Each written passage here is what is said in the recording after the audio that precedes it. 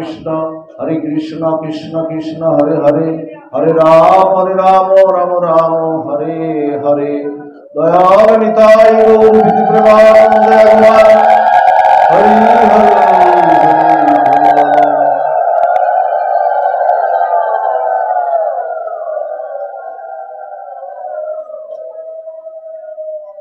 কলিযুগ পাবন অবতার প্রেম পুরুষোত্তম স্বয়ং ভগবান পরতত্ত্ব সীমা নায়িকা মিলিত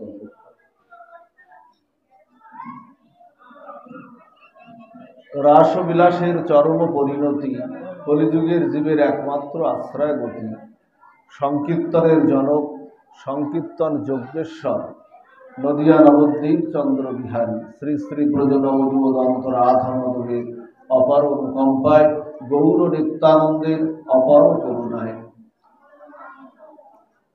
দামোদর সাহাপাড়া শ্রী শ্রী কালী মন্দির শ্রী শ্রী মনসা মন্দির শিব মন্দির ও লোকনাথ মন্দির ও শ্রী তিন মন্দিরের বিগ্রহ প্রতিষ্ঠা বার্ষিকী উপলক্ষে আজকের এই মধ্যাহ্ন দুপুরে ভাগবতী অনুষ্ঠানে যে সকল সাধুগুরু বৈষ্ণব মণ্ডলী সুধী সজ্জন জগৎমাতার অংশভূতা কল্যাণী মাতৃমণ্ডলী যারা অপ্রাকৃত অনিন্দ সুন্দর শ্রী ভগবানের গুণ মাধুর্য সদা শ্রবণ মানুষে ব্রতী হয়ে এই কুসুম ভাগবত কারণে উপনীত হয়েছেন পাঠের কারণম্বী সকলের চরণে সহস্র দণ্ডবাদ প্রণতি জ্ঞাপন করি আমার প্রতি কৃপা শেষ দান করুন।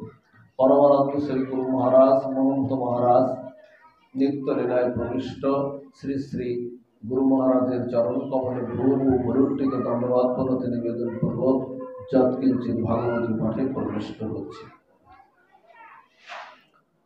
শুধু ভক্ত মণ্ডলী খেয়াল দিন, শ্রীমদ্ ভগবদ গীতায় মৎস্যযোগে ভগবান বলেছেন অর্জুনকে উদ্দেশ্য করে, হে অর্জুন, সর্বধর্মান পরিত্যাজ্য মামেকং শরণং ব্রজ অহং তং সর্ব পাপেভ্যো মোক্ষয়িষ্যামি মা শুচি। গোবিন্দ এখানে বলেছেন সর্বধর্ম পরিত্যাগ করার কথা। সহজভাবে তো আমরা সেইটাই বুঝি, তাই না? কিন্তু গোবিন্দের কথাটা ওইভাবে বলেননি। গোবিন্দ এই কথাটা একটু ঘুরিয়ে বলেছে যে তোমাদের এই জীবন তো অল্প দিনের, 60-70-80 বছরের জীবন। কত ঋণ তোমাদের রয়েছে, দেবঋণ, পিতৃঋণ, মাতৃঋণ, বসুমাতার কোলে বসে আছি তার ঋণ, সূর্য আলো দিচ্ছে তার ঋণ, বৃষ্টি, বায়ু, পবন দেবতা অক্সিজেন নিচ্ছে তার ঋণ, সমাজের ঋণ, বৃক্ষলতা দিয়ে আমাদের ছায়া প্রদান করছে, ফুল ফল প্রদান করছে তার ঋণ। কত ঋণ তোমরা শোধ করবে? তোমাদের এই মাত্র 60-70 বছরের জীবনে কত ঋণ শোধ করবে? এরপরে তো আরো আছে, কাম কামনা বাসনা আছে, আমাদের ছেলে মেয়েদের প্রতিষ্ঠিত করার বিষয় রয়েছে, অর্থবিত্ত বৈভবের বিষয় রয়েছে। এত এত কর্ম করতে গেলে আমাদের সমস্ত সময়টা ব্যয় হয়ে যায়। তাই গোবিন্দ এখানে বলেছেন যদি তোমরা পারো সবকিছু করো। ওই মায়ের চরণে আশ্রয় নিলে মা যে কৃষ্ণ ভক্তি দেবে না তা না, মাও কৃষ্ণ ভক্তি দেবে। মার কাছেও কৃষ্ণ ভক্তি আছে। দেবাদিদেব মহাদেব যিনি আছেন, পূজিত হচ্ছেন, যার আজকে বিগ্রহ প্রতিষ্ঠা হলো, তার কাছেও কৃষ্ণ ভক্তি আছে। কিন্তু সেই আশ্রয়টা আমাদের নেওয়া চাই। কৃষ্ণ ভক্তি আছে, কিন্তু মায়ের কাছে কৃষ্ণ ভক্তি না আছে। আমরা কি চাই?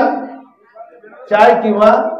চাই যশং দেহি, ধনং দেহি, বিদ্যাং দেহি, পুত্রং দেহি, আর বিত্ত বৈভব দেহি, কত আর দেহি আর দেহি, চা পাওয়ার আর শেষ নাই। কৃষ্ণ ভক্তি চাই কি মা?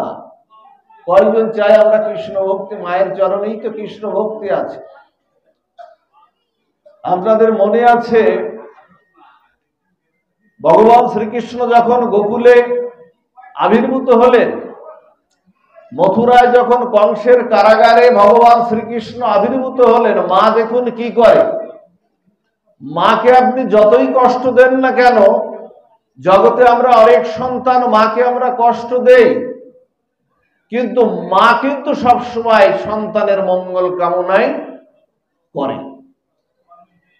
মাকে যদি আমি বাড়ি থেকে বের করেও দিই, বহু এরকম আমাদের ছেলে আছে, এরকম কুসন্তান জন্ম নিয়েছে আমাদের, মাকে বাবাকে নিয়ে ভাগ করে। 4 ভাই যদি হয়, মা বাবাকে নিয়ে ভাগ করে। এই 3 মাস তুমি নেবে, এই 3 মাস তুমি মাকে নিয়ে ভাগ করে। বাকি ফুটবল, বাবা কি ফুটবল যে খেলে খেলে একজনের কাছে দিয়ে দিচ্ছেন? মাকে যদি গার্ড দিয়ে বের করেও দেন বাড়ির থেকে, ওই বাড়ি থেকে বের হয়েও পথে গিয়ে বলবে ওরা বোঝে না, ওরা অজ্ঞান, ওদের এখনো জ্ঞানের প্রদীপ ওদের ভিতরে প্রজ্বলিত হয়নি। হে ভগবান, তুমি ওদের মঙ্গল করো। ঘাড় ধাক্কা খেয়েও মা সন্তানের মঙ্গল কামনা করে। পৃথিবীতে এমন কল্যাণ কামনা আর হয় না। আমার ওই মা যিনি জগদ্ধাত্রী পূজিত হচ্ছেন, জগৎ মহামায়া, সেই মহামায়ার অংশভূতাই তো আজকে মাতৃজাতি। ওই মাকে ভগবান শ্রীকৃষ্ণ যখন মথুরায় কংসের কারাগারে যখন আবির্ভূত হলেন, আপনারা তো লীলাটি জানেন। বসুদেব দেবকী যখন ভগবানকে ফেরেন, ভগবানের সামনে আবির্ভূত হলেন কিভাবে আবির্ভূত হয়েছিলেন? শঙ্খ চক্র গদা পদ্মধারী নারায়ণ চতুর্ভুজ মূর্তিতে ভগবান আবির্ভূত হয়েছিলেন। বসুদেব দেবকী করজোড়ে প্রার্থনা করলেন, হে ভগবান, তোমার এই রূপকে আমি সামলাতে পারবো না, তুমি শঙ্খ চক্র গদা পদ্ম ছেড়ে তুমি দ্বিভুজ মুরলীধারী দ্বিভুজ শিশুর রূপটা তুমি ধারণ করো। ভগবান তখন বসুদেব দেবকীর প্রার্থনায় তখন দ্বিভুজ শিশুর মূর্তিটা ধারণ করলেন। আর ভগবান বলছেন, তোমাকে রাখি কোথায়? তুমি অষ্টম গর্ভের সন্তান। আকাশে সেই দৈববাণী হয়েছিল যখন বিবাহোত্তর কালে, যখন বসুদেব আর দেবকী আমরা যখন কংস নিজেই রথ চালিয়ে নিয়ে যাচ্ছিল, তখন আকাশের অন্তরাল থেকে দৈববাণী হয়েছিল, রে বুড়ো কংস, যাকে তুই রথে করে নিয়ে আজকে নিয়ে যাচ্ছিস, এরই অষ্টম গর্ভের সন্তানের হাতে তোর মৃত্যু হবে। সেই অষ্টম গর্ভের সন্তান তোমাকে রাখবো কোথায়? তোমাকে রাখি কোথায় ভগবান? ভগবান তখন দৈববাণী করলেন। ভগবান তখন বললেন যে আমাকে গোকুলে রেখে এসো। গোকুলে মা যশোদার একটি কন্যা সন্তান হয়েছে। ওই মা যশোদার কন্যা সন্তানটিকে তুমি নিয়ে এসো, আর আমাকে ওখানে রেখে এসো। যখন বলছেন সমস্ত কারাগার তালা দেওয়া, শিকল দেওয়া, কি করে যাব? অথই যমুনা পার হয়ে, যমুনার ওই পারেই তো গোকুল, কি করে পার হয়ে যাব? হে ভগবান, তুমি পথ নির্দেশ করো। ভগবান তখন বললেন, আমাকে কোলে তুলে নাও। দৈবী হস্য গুণময়ী মম মায়া দূরত্বায়া মামেব যে প্রপদ্যন্তে মায়ামেতা তরন্তিতে। বলছেন জগতে যে মায়ার শৃঙ্খল আছে, এই সমস্ত মায়ার শৃঙ্খল সব খুলে যাবে। যমুনার জল হাঁটু জল হয়ে যাবে যদি আমাকে তুমি কোলে তুলে নাও। দেবকী কোলে তুলে নিলেন, বসুদেবের কোলে তুলে নিলেন। মুহূর্তের মধ্যে সমস্ত শৃঙ্খল মুক্ত হয়ে গেল। আর ভগবানের অঙ্গ জ্যোতিতে কারাগার আলোকিত হলো। এখান থেকে আমাদের দর্শন দিতে, এই ঘটনা থেকে সনাতন অবলম্বনে আমার দর্শন হচ্ছে, যদি মানুষ হতে চাও, যদি তুমি ভগবান কৃষ্ণকে তুলে নাও, নিজে তার চরণে শরণাগতিতে আনো, এই সংসারে মায়া মুক্তি থেকে রক্ষা পাবে। তুলে নিলেন, সমস্ত পাট খুলে গেল, শৃঙ্খল মুক্ত হয়ে গেল। যমুনার হাঁটু জল হয়ে গেল, গোকুলে রেখে আসলেন। গোকুলে রেখে কাকে নিয়ে আসলেন? যশোদার কন্যাকে, যিনি দেবী দুর্গার একটি রূপ, মহামায়া রূপে যিনি আবির্ভূত হয়েছিলেন। সকালবেলা কংসের প্রহরীরা যখন সংবাদ দিলেন যে দেবকীর অষ্টম গর্ভের সন্তান হয়েছে, কংস সাথে সাথেই চলে আসলেন। এই তো আমার মৃত্যু হন্তা, একেই তো বধ করতে হবে। কিন্তু কথা ছিল যে পুত্র সন্তান হবে, কিন্তু কন্যা সন্তান হয়ে গেল। অলক্ষ্যে যে কি হয়ে গেল কংস তা জানে না। এর ভিতরে অলক্ষ্যে কি হয়ে গেল কংস তা জানে না, কিন্তু হয়ে গেল কোথায়? কন্যা সন্তান হয়ে গেল। কংস বলছে যে দেবতারাও মিথ্যা কথা বলে, দেবতারাও কি মিথ্যা কথা বলে? তা বলছে যেই হয়েছে না কেন, বলছে তাকেই হত্যা করতে হবে।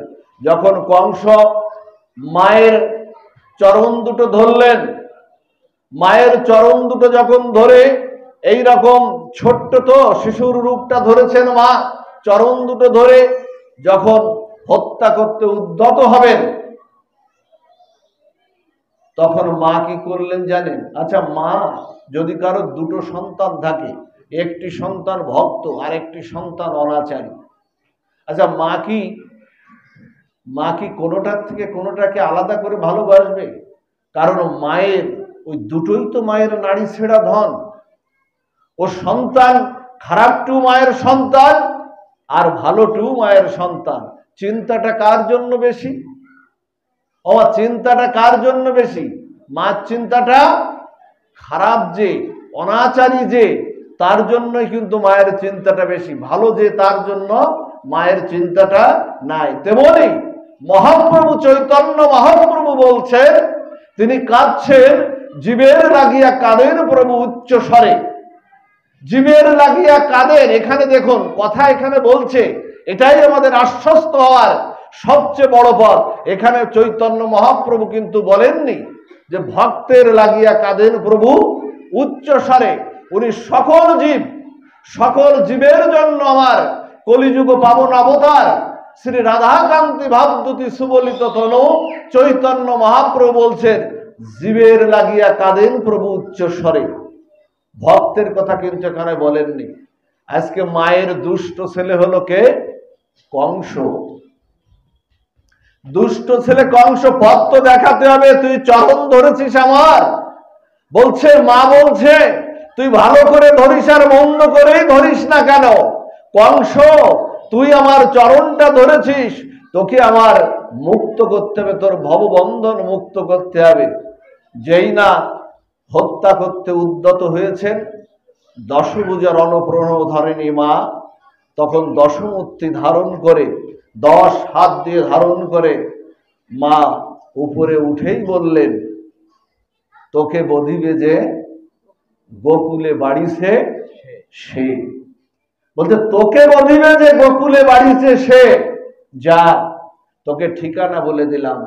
মা ঠিকানা বলে দিলেন, বলছেন যা, তুই যে অনাচারী, তুই যে অত্যাচারী, এই যার পূজার বন্দনায় আমরা আজকে রত হয়েছি, সে ভক্ত হোক আর অভক্ত, আমরা প্রত্যেকেই মহামায়ার আমরা সন্তান।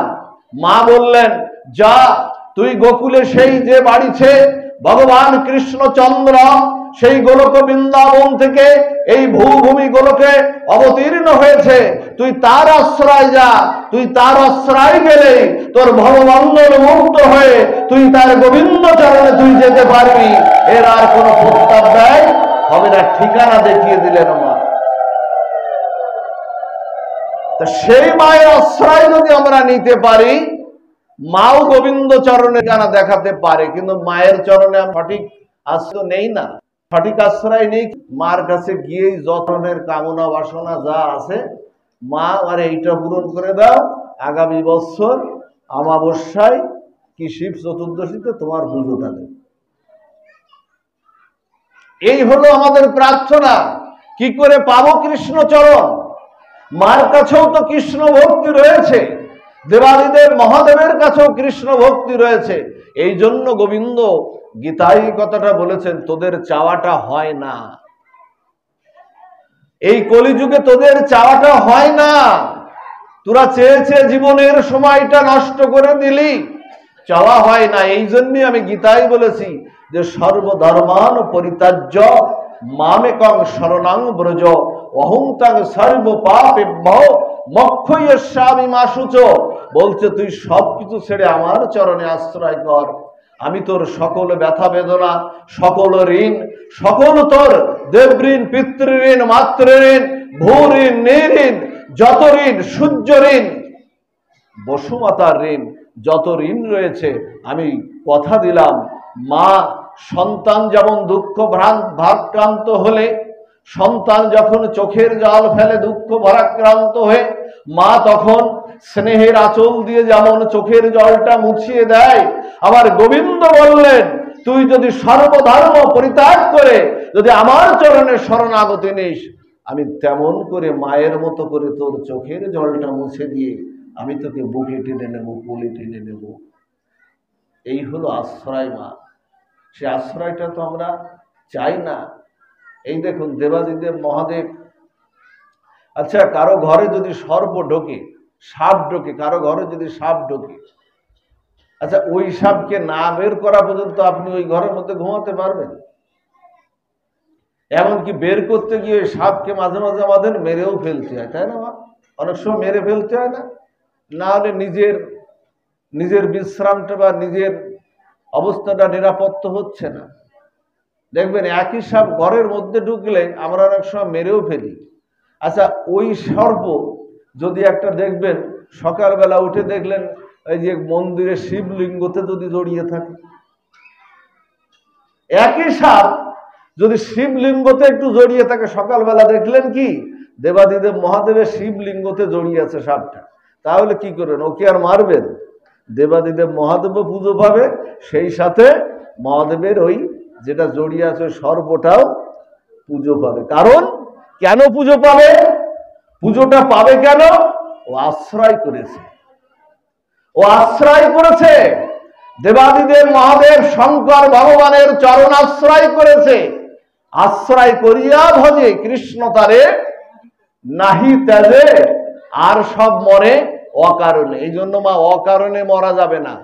মরার দুটো জীবের দুটো কারণ আছে, একটা কারণ মৃত্যু আর একটা আছে অকারণ মৃত্যু।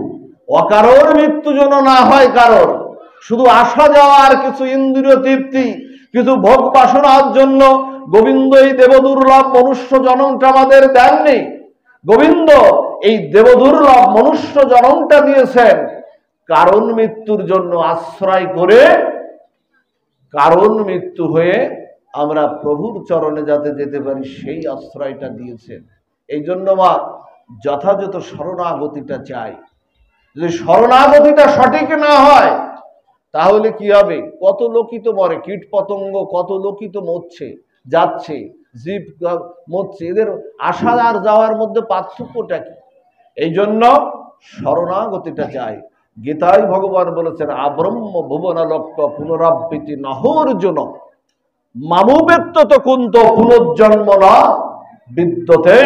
বলছেন ব্রহ্মালোকে গেলে তোমাকে ফিরে আসতে হয়, পিতৃলোকে গেলে তোমাকে ফিরে আসতে হয়, শিবলোকে গেলেও তোমাকে ফিরে আসতে হবে, কিন্তু মামুবেত্তত কুন্ত পুনর্জন্ম না বিদ্যতে, আমার চরণে যদি একবার শরণাগতিটা আসে তাহলে তোমাকে আর ফিরে আসতে হবে না। দেখুন গোবিন্দের চরণাশ্রয়ের লোভ আজকে শিব ঠাকুরের হয়েছে। নন্দলায়ে ভগবান শ্রীকৃষ্ণ যখন নন্দ উৎসব, গোকুলে উৎসব হচ্ছে না, খেয়াল দিন, গোকুলে উৎসব বলে কত দেব দেবতা আসছে না ভগবানকে দর্শন করার জন্য বিভিন্ন রূপে। মা যশোদার গিরি আর মা যশোদার কোনো ফুসরত নাই একেবারে। এ আসছে, দেবতা আসছে, সমস্ত গোপীরা, সমস্ত গোকুলবাসী, কত লোক থেকে আমার গোবিন্দ গোকুলে আবির্ভূত হয়েছেন, কত লোক থেকে দেখতে আসছেন। শিব ঠাকুরের না বাসনা জেগেছে, আমার দেবাদিদেব মহাদেবের বাসনা যে গোবিন্দ এসেছেন, তিনিও কিন্তু কৈলাস থেকে এসেছেন। কৈলাস থেকে যখন এসেছেন মা যশোদা ভগবান কৃষ্ণকে দোলনায় দুলিয়ে না, দোলনায় দুলিয়ে ঘুম পাড়িয়ে কেবল বাইরে বের হয়ে আসবেন, এর মধ্যে দেখে শিব ঠাকুর। শিব ঠাকুর এসেছে দর্শন করতে, আর শিব ঠাকুর বলছে ভিক্ষাং দেহি, ভিক্ষাং দেহি। মা যশোদা দেখে কি শিব ঠাকুরের গলায় সর্প, আর বাঘের সেই শাল চামড়া উনি পরেন, সেই বাঘের যে শাল চামড়া সেটাও একটা সাপ দিয়ে বাঁধা। মাজায়ও সাপ, গলায়ও সাপ, মস্তকেও সাপ, এদিকে চন্দ্র। দেখুন শিব ঠাকুরের কত বিভূষণে তিনি বিভূষিতা। মাথায় গঙ্গা, মাথায় চন্দ্র, ত্রিনয়নে আগুন, ত্রিনয়নে অগ্নি, কত কিছু। এই দেখে না মা যশোদা চিন্তা করছে, ওরে বাবা, এই যদি আমার গোপাল এখন দেখে না, তাহলে তো এত সর্প আবার একটু ফোঁস করছে। বলতে এই যদি দেখে না, তাহলে গোপাল একেবারে ভয় পেয়ে যাবে। ওই যে ভিক্ষাং দেহি বলছেন, মা যশোদা তাড়াতাড়ি কি করছে, ঘর থেকে কিছু এই চাল টাল নিয়ে, আরো কিছু উপঢৌকন নিয়ে শিব ঠাকুরকে বলছেন তুমি তাড়াতাড়ি এইগুলো নিয়ে বিদায় হও। আচ্ছা, শিব ঠাকুর কি ওই ভিক্ষার জন্য আসছে? দেবাদিদেব মহাদেব কি ওই ভিক্ষার জন্য আসছে? মা আসেনি। ওই ধনের জন্য কি আসছে? তিনি তো কৃষ্ণ ধনে ধনী হতে আসছে। জগতে ধনী কে? আপনার ব্যাংকে 1 কোটি টাকা থাকলো আপনি ধনী? ধনী না। এত পরিশ্রম, এত কিছু করছেন, এত সন্তান, সবকিছুর জন্য কর্তব্য, আমাদের এগুলো কর্তব্য। কিন্তু অবশ্যই কর্তব্য হলো গোবিন্দ চরণে শরণাগতি হওয়া, অবশ্যই কর্তব্য হলো কৃষ্ণ ধনে ধনী হওয়া। ওই যে দেখবেন যখন অগ্রাণ মাসে ধান কাটে না মা, অগ্রাণ মাসে দেখবেন কৃষক যখন ধান কেটে কেটে বাড়ি নিয়ে আসে না, দেখবেন ওই জমির মধ্যে কিছু চালা হয়। চালা না, ইঁদুরগুলো কি করে, ইঁদুরগুলো ওই চালা করে না কিছু ধান ওর মধ্যে ঢুকিয়ে নিয়ে রাখে না, দেখা যায় না জমির মধ্যে গুলো ঢুকিয়ে নিয়ে রাখে, ওরা খাবে, ঢুকিয়ে নিয়ে রাখে। তখন এই ঢুকিয়ে নিয়ে যখন রাখে, কৃষক যখন সবকিছু কেটে কুটে বাড়ি নিয়ে চলে আসে, দেখবেন পরবর্তীতে কিছু ছোট ছোট ছেলেরা ওই ধান কুড়াতে যায় জমিতে ধান কুড়াতে গিয়ে ওই চালাগুলো ওরা খুঁচে না, ওই ইঁদুর যা সংগ্রহ করেছিল ওগুলো আবার ওরাই কুড়িয়ে নিয়ে চলে আসে।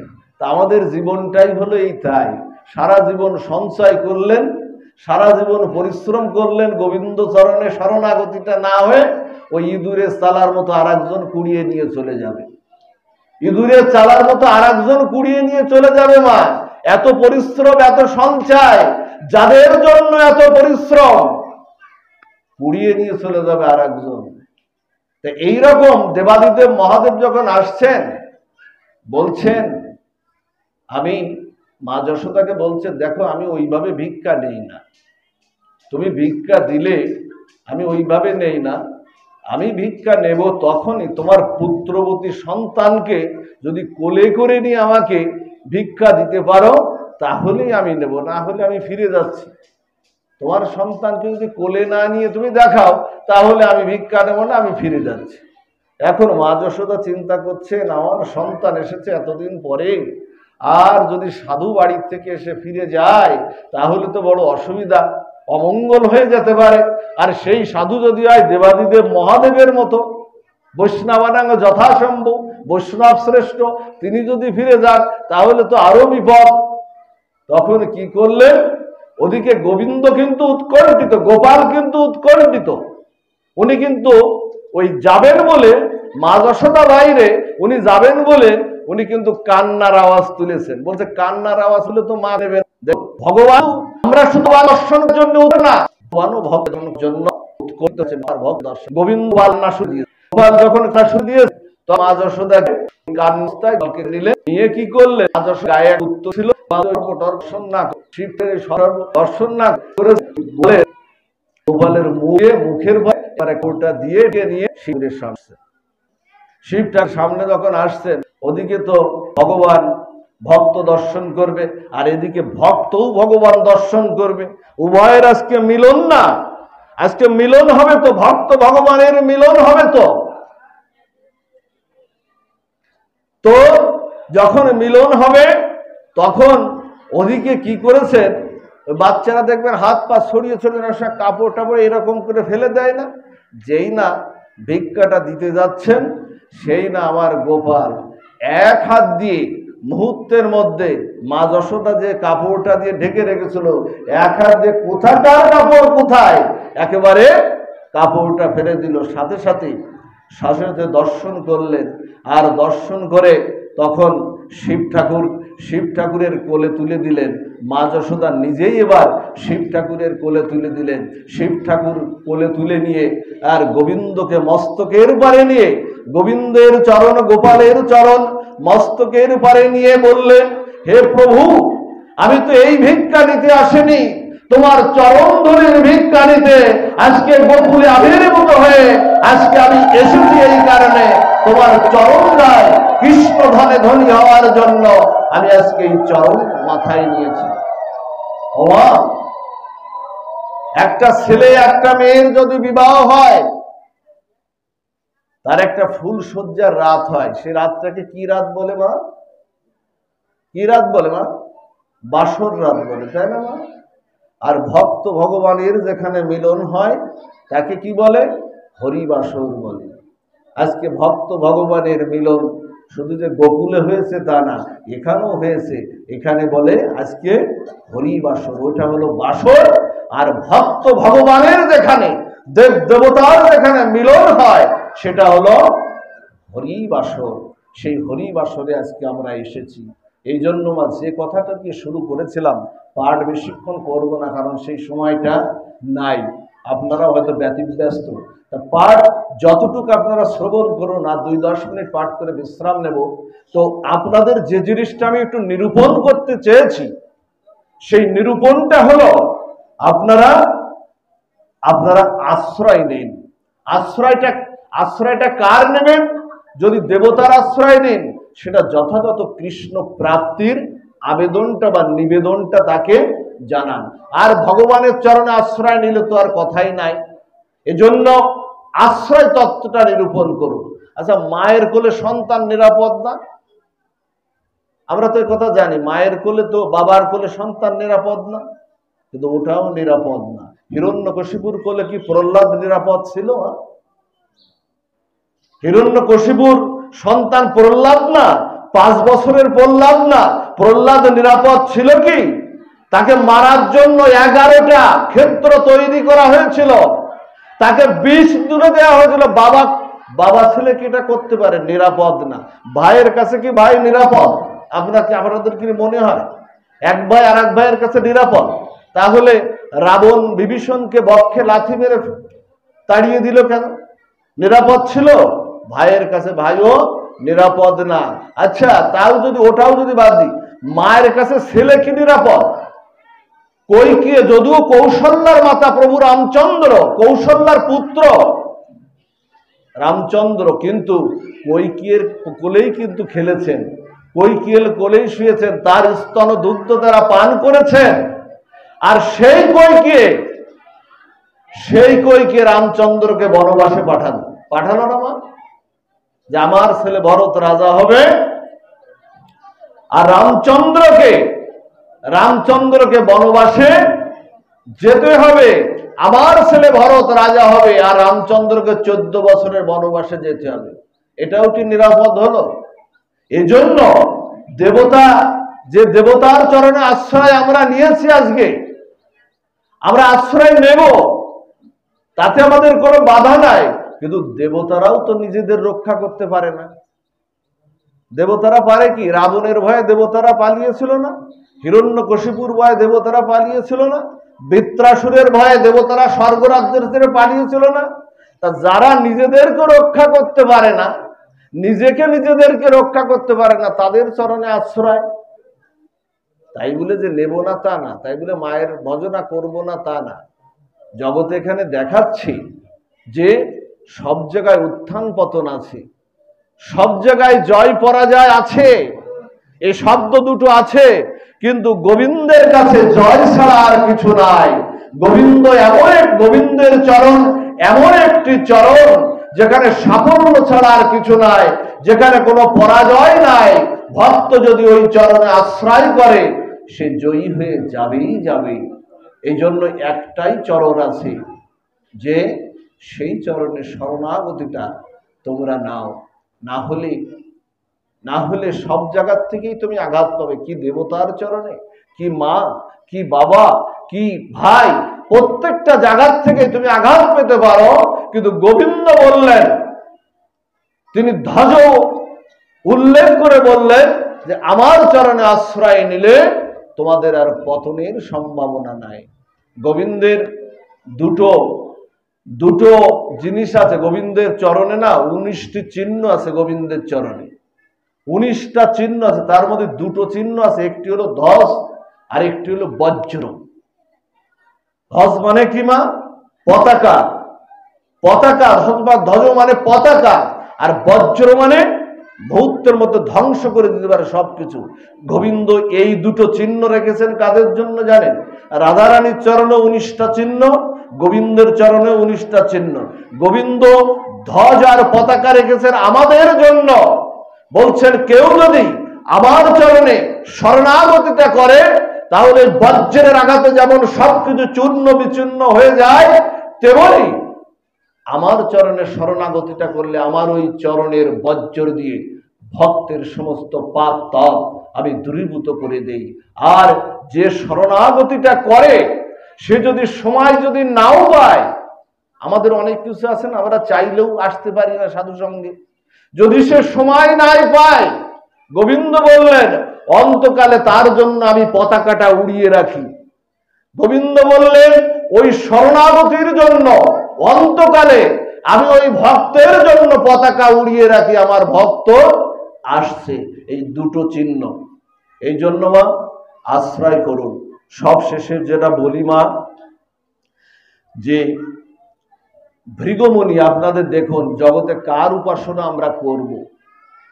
সমস্ত মুনি ঋষিরা বসেছেন, দেখুন সমস্ত মুনি ঋষি বসেছেন, মুনি ঋষিরা বসে না বলছেন আমরা কার উপাসনা করব। তখন সমস্ত মুনি ঋষিদের মধ্যে দায়িত্ব দেওয়া হলো ভৃগমণিকে। শুনুন ভাগবতের এই লীলাটি। ভৃগমণিকে দায়িত্ব দেওয়া হলো। ভৃগমণি প্রথমে গেলেন ব্রহ্মার কাছে, পিতা ব্রহ্মা, মানস পুত্র তো, পিতা ব্রহ্মার কাছে গেলেন। পিতা ব্রহ্মার কাছে গিয়ে না বলছেন, পিতা জগতে কার উপাসনা আগে হবে?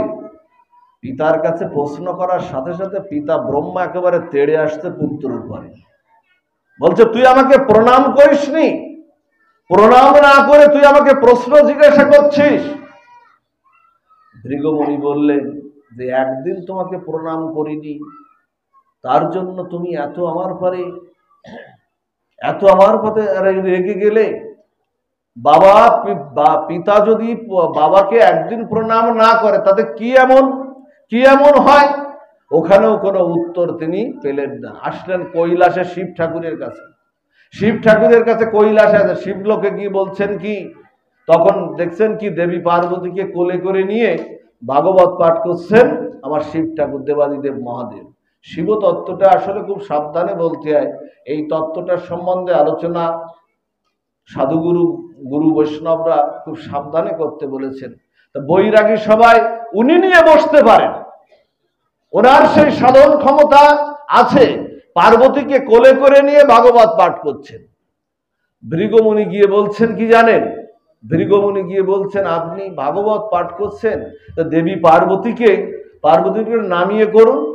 তখন দেবী পার্বতী তেড়ে এসছেন, বলছে তুমি কি দণ্ডমুণ্ডের কর্তা হয়েছে? তুমি দেবাদিদেব মহাদেবকে তুমি উপদেশ দাও। ওখানেও প্রশ্নপত্র করা। এরপরে কার কাছে আসলেন? এরপরে আসলেন ভগবান বিষ্ণুর কাছে আসলেন। ভগবান বিষ্ণু শায়িত আছেন, দেবী লক্ষ্মী তার পাদ পদ্ম সেবা করছেন, অনন্ত শয্যায় শায়িত আছেন। ভগবানকে আর কিছু বললেন না। ভৃগমণি কি করলেন জানেন? ভৃগমণি এসেই ভগবানের বক্ষে একটা লাথি মেরে দিলেন। লাথি মারার সাথে সাথে ভগবান করজোড়ে বিনতি করে বলছেন, হে ভক্ত প্রবর, হে মুনি প্রবর, আপনার চরণে ব্যথা লাগেনি? আমার এই বক্ষ বড় কঠিন, আর তোমার ভক্তের চরণ বড় কমল, ফুলের মতো কমল, তোমার ওই চরণে ব্যথা তো লাগেনি? ভৃগুমুনি কেঁদে ফেলেছেন, বলছেন যাকে লাথি মারলাম তিনি আমার চরণে আমার কাছে করজোড়ে প্রার্থনা করছেন, আর বলছেন আমার বক্ষ বড় কঠিন, তোমার চরণ বড় কোমল, এসো তোমার চরণ সেবা করি, তোমার চরণটা একটু সেবা করি, সুযোগটা দাও। ভৃগুমুনি দুবাহু তুলে প্রসারিত করে বললেন, হে জগতের জীব, এখনো ভৃগুমুনির চিহ্ন ভগবান বিষ্ণু, ভৃগুমুনির পদচিহ্ন এখনো ভগবান বিষ্ণুর বক্ষে লেগে আছে, তিনি এখনো ধারণ করে আছেন বক্ষে। ভৃগুমুনি জগতের ভক্তদের উদ্দেশ্যে এসে বললেন, শোনো হে ভক্ত প্রবর, হে মুনি ঋষি, হে জগতের জীব, যদি কাউকে ভজন করতে হয়, কারোর চরণে যদি শরণাগতিটা নিতে হয়, সে শরণাগতিটা হোক গোবিন্দের চরণে, সেই শরণাগতিটা হোক যাকে আঘাত করলেও তিনি চরণে ঠাঁই দেন, তার চরণে শরণাগতিটা হোক। এজন্য মা বলি কি, আশ্রয় তত্ত্বটা আপনারা নিরূপণ করুন। সব শেষে যেটা বলি, এখানে লোকনাথ ঠাকুরের একটা শ্রীবিগ্রহ এখানে আমরা দেখলাম। এই লোকনাথ ঠাকুরের ছোট্ট একটা লীলা বলেই আমরা পাঠ বিশ্রাম। জানেন লোকনাথ ঠাকুর, দেখুন এখানেও আশ্রয় তত্ত্ব। লোকনাথ ঠাকুর কি বলেছিলেন? লোকনাথ ঠাকুর বলেছিলেন, আমার চরণ ধরিস না, আমার আচরণ ধর। বলেছিলেন না লোকনাথ ঠাকুর? বানিয়ে আসেন, আমরা জানি তো, আমার চরণ ধরিস না, আমার আচরণটা ধর। কিন্তু আমরা কি করি? লোকনাথ ঠাকুরের চরণই ধরে বসি। যদিও উনি বলেছেন, আমি রনে বনে জলে জঙ্গলে যেখানেই আছি আমি তোমাদেরকে রক্ষা করব। কিন্তু লোকনাথ ঠাকুর বলেছেন রক্ষা উনি করবেন, কিন্তু উনি বলেছেন আচরণ ধর। সে আচরণ কি? উনি যে চরণে আশ্রয় হয়ে আছেন সেই আচরণের কথা বললেন। সেখানেও কিন্তু আশ্রয় তত্ত্ব। এই লোকনাথ ঠাকুর কি করেছেন জানেন? শাস্ত্র বলছেন, বৈষ্ণব হইয়া বা ভক্ত হইয়া হইবে তুমি নিরভিমান, জীবে সম্মান দিবে কৃষ্ণ অধিষ্ঠান। বলছেন যিনি ভক্ত হবেন, যিনি বৈষ্ণব হবেন, যিনি দানবীর হবেন, তার ভিতরে যেন অহং না থাকে। শাস্ত্র তাই বলছেন যে ভক্ত বৈষ্ণব হইয়া হইবে তুমি নিরভিমান, প্রত্যেক জীবকে সম্মান দিবে তুমি কৃষ্ণ অধিষ্ঠান। একটা কুকুরের মধ্যেও, একটা পিপিলিকার মধ্যেও, বৃক্ষলতাদের মধ্যেও তুমি যেন ঈশ্বরকে অনুভব করো, তবেই তুমি প্রকৃত ভক্ত, তবেই তুমি প্রকৃত বৈষ্ণব, তবেই তুমি প্রকৃত সাধু, তবেই তুমি দানবীর, তবেই তুমি প্রতিষ্ঠাতা। না হলে তুমি এগুলো নও। ঈশ্বর গীতায় বেদে বলছে সর্বখলিদম ব্রহ্ম, বেদে বলছে সর্বখলিদম ব্রহ্ম, আমি সর্বভূতে বিরাজ করি, আমি সব জায়গায় আছি। অনলে অনিলে চিরনভ নীলে, যে কীর্তন গাইল না, ওর মা কীর্তন গাইল, অনলে অনিলে চিরনভ নীলে আসো বিটপিলতায় জলদের গায়ে, কি শশী তারকা, কোথায় নাই ভগবান? গীতায় বলছে কি, বেদে বলছে সর্বখলিদম ব্রহ্ম, আবার গীতায় বলছে ঈশ্বর সর্বভূতানাং হৃদ্দেশ্য অর্জুন তিষ্ঠতি ব্রাহ্মণ সর্বভূতানি যন্ত্র রূঢ়ানি মায়া। একই কথা, সর্বভূতে তুমি। একটা কুকুরও যদি প্রবেশ করে আজকের এই যজ্ঞ স্থলে বা এই প্রতিষ্ঠা বার্ষিকীর স্থলে, তাকেও তুমি সম্মান দিবে। লোকনাথ ঠাকুরকে এক শিষ্য এসে বলছেন কি, বাবা আমার বাড়িতে একটা মহোৎসব হচ্ছে, এই মহোৎসবে আপনাকে একটু যেতে হবে। এখন লোকনাথ ঠাকুর বলছে কি, আমি তো কারোর বাড়িতে যাই না, আমি কারোর বাড়িতে যাই না, সেবা নিতে যাই না। এখন চরণে পড়েছে, না বাবা আপনাকে যেতে হবে। খেয়াল করুন লোকনাথ ঠাকুরের একটি লীলা। বলছেন যে আমি কারো বাড়িতে যাই না, চরণে ধরে পড়েছেন, স্বামী স্ত্রী মিলে চরণে পড়েছেন। এখন যখন চরণে যখন পড়েছেন, তখন লোকনাথ ঠাকুর আর কি, যদি একেবারে চরণ ধরে বসে, আমি যদি আপনাদের কারণে এখানে চরণ ধরে বসে, আমাকে ফেলতে পারবেন আপনারা?